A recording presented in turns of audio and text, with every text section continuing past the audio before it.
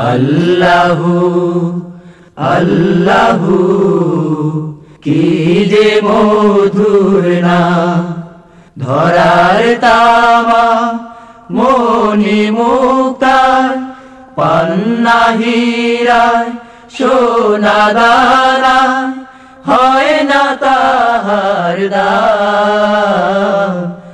আল্লাহু কি যে মধুর নাম। আসসালামু আলাইকুম ওয়া রাহমাতুল্লাহি ওয়া বারাকাতুহু। আলহামদুলিল্লাহি রাব্বিল আলামিন ওয়াসসালাতু ওয়াসসালামু আলা সাইয়্যিদিল আম্বিয়া ওয়াল মুরসালিন ওয়া আলা আলিহি ওয়া সাহবিহি আজমাইন। দূরের এবং কাছের, দেশের এবং প্রবাসীর সম্মানিত দর্শক, আমন্ত্রণ জানাচ্ছি গ্রামীণ ফোন নিবেদিত Ramzan Mubarak powered by Fresh instant full cream milk powder অনুষ্ঠানে। আশা করি সকলে ভালো আছেন। পবিত্র মাহে রমাদানের শেষ লগ্নে আমরা আজ আমাদের সম্মানিত অতিথি ঢাকা মদিনাতুল উলুম কামিল মাদ্রাসার সাবেক অধ্যক্ষ আল্লামা আব্দুর রাজ্জাক আছেন আমাদের সাথে। আসসালামু আলাইকুম ওয়া রাহমাতুল্লাহ। ওয়ালাইকুম আসসালাম। সম্মানিত দর্শক, আমরা আলোচনায় ঢোকার আগেই একজন সম্মানিত দর্শক প্রশ্ন নিয়ে হাজির। আমরা সম্মান দেখিয়ে সে প্রশ্নটা গ্রহণ করে আলোচনায় যাব। আসসালামু আলাইকুম রহমতুল্লাহি ওয়া বারাকাতুহু।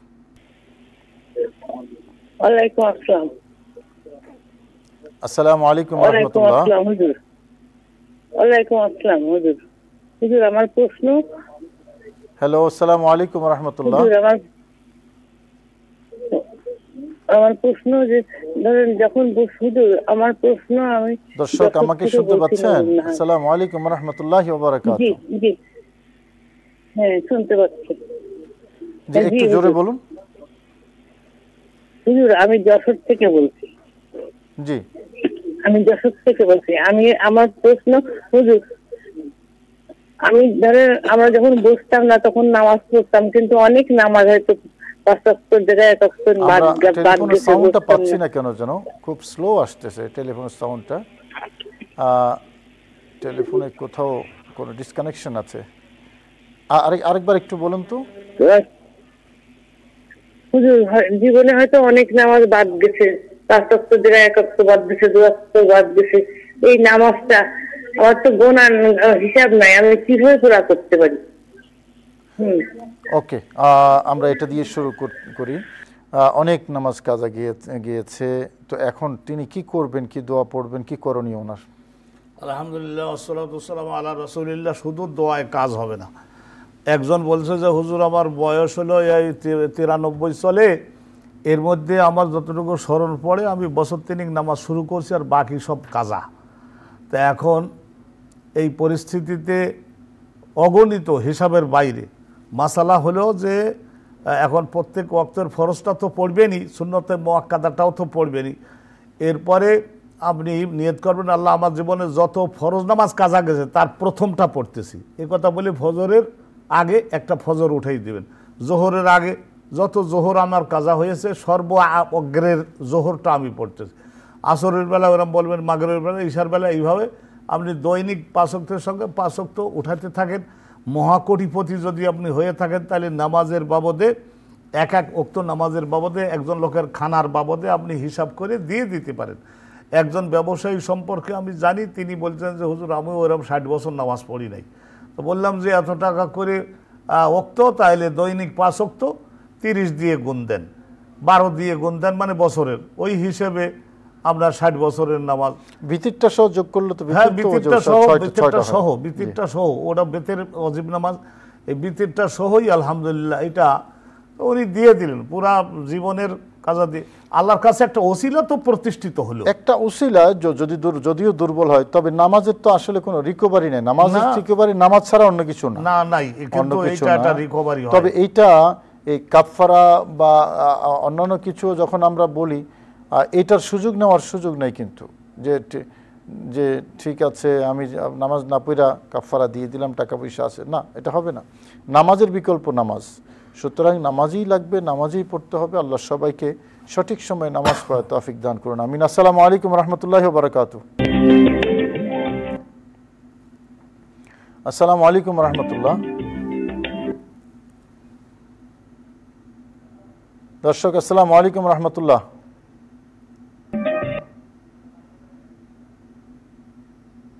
লাইনটা সম্ভবত কেটে গেছে। লাইনটা সম্ভবত কেটে গেছে। যে আরেকজন দর্শক যুক্ত হয়েছেন। আসসালামু আলাইকুম রহমতুল্লাহি ওয়া বারাকাতুহু। হ্যালো, আসসালামু আলাইকুম রহমতুল্লাহ। এই লাইনটাও কেটে গেছে। তো আমরা প্রত্যাশা করি নামাজই থাকুক, নামাজ যাতে কাফারা না হয়। শুধু দর্শক, আপনি যে আমাদের সম্মানিত প্রশ্নকারী যিনি প্রশ্ন করেছেন, দেখুন ওই নামাজগুলো কাজা করে নিতে হবে, কাজা করে নিতে হবে। প্রত্যেকটা নামাজের সময় এক ওয়াক্ত করে আপনি কাজা করেন, তাহলে একটা হিসাবে চলে আসবে। এটাকে অনেকে উমরি কাজা বলেছেন। তো সেই কাজাটা করেন, এবং কাজা করাই শুধু শেষ কথা নয়, কিন্তু কাজা করার পরেও আল্লাহর কাছে তওবা করতে হবে, আল্লাহর কাছে ক্ষমা চাইতে হবে। আপনি কাজা করেছেন, নামাজ কাজা হয়েছে, সেটা তো ইচ্ছা অনিচ্ছে হয়েছে। এখন কাজা করলেই যে সেটা রিকভারি হয়ে যাবে তা কিন্তু নয়। পাশাপাশি আল্লাহর কাছে করজোড়ে ক্ষমা প্রার্থনা করতে হবে, তওবা করতে হবে, আল্লাহ যাতে আপনার গুনাহগুলো মাফ করে দেন। জি, আসসালামু আলাইকুম রহমতুল্লাহি ওয়া বারাকাতুহু। আসসালামু আলাইকুম। ওয়ালাইকুম আসসালাম। আমি চট্টগ্রাম মিরসরাই থেকে বলছি। জি, বলুন। আমার প্রশ্ন হলো, এই যারা মুদ্দারকে গোসল করায় তারা আবার এই শীতের রাত্র তাদের এই যে ব্যক্তিগুলো গোসল করায় তারা আবার গোসল করতে হয়। এটা যে সুন্নত, ফরজ, নফল না কি মুস্তাহাব, কোনটা? ওকে, কথা বুঝছেন? হ্যাঁ, বুঝে গেছি, প্রশ্নটা পেয়ে গেছি আমরা।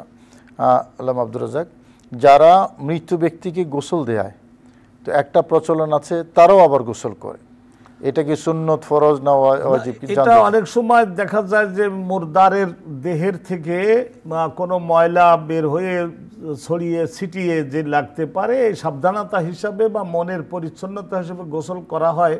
কিন্তু আসলে শরিয়াতে যদি দেখা যায় যে হাতের মধ্যে সুন্দর করে করেছে এবং পরবর্তীতে সাবান দিয়ে ধুয়ে ফেলেছে, শরীর নাপাক হয়ে যায়নি, গোটা কাপড় চোপড় এবং তার দেহ নাপাক হয়ে যায়নি, অর্থাৎ গোসল করা তো নিশ্চয় তার উপরে ফরজ হবে না, কড়াকড়ি হবে না। কিন্তু এর পরেও যদি তিনি মনের স্বস্তির জন্য গোসল করে নিতে চান, মুস্তাহাব, উত্তমভাবে গোসল করে নিতে পারেন। কিন্তু এইটা গোসল করার ব্যাপারে শরিয়াতের কোনো ওইভাবে নির্দেশ নাই, বাধ্যবাধকতা নাই। আর আমাদের সমাজে যেটা প্রচলন আছে, মানে তারাও গোসল করে ফেলে, অসুবিধা নেই, নিষেধ তো নেই। তার মানসিক স্যাটিসফ্যাকশনের জন্য যে কোনো ময়লা লেগে থাকতে পারে হয়তো, সেই জন্য তিনি গোসল করে ফেলেন, অসুবিধা নেই, ভালো, উত্তম সেটা। জি, আসসালামু আলাইকুম রহমতুল্লাহি ওয়া বারাকাতুহু। আচ্ছা, টেলিফোনটা মনে হয় কেটে গেছে। আমরা লাইলাতুল কদর ছিল গত রাত্রে, সবাই ইবাদত করেছে। তো লাইলাতুল কদরের যে আবেদনটা, সেই আবেদনটা আমাদের জীবনের প্রতিফলন দরকার আছে। আরেকজন যুক্ত হয়েছেন, প্রশ্নটা নিয়ে আসি। আসসালামু আলাইকুম রহমতুল্লাহি ওয়া বারাকাতুহু। আসসালামু আলাইকুম।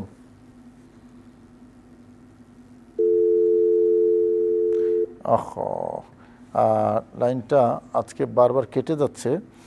যে আল্লামা আব্দুর রাজ্জাক, লাইলাতুল কদরের যেই শিক্ষাটার প্রতিফলনটা আমি আলোচনা নিয়ে আসতে চেয়েছিলাম। আলহামদুলিল্লাহ, এটা মহা একটা রজনী।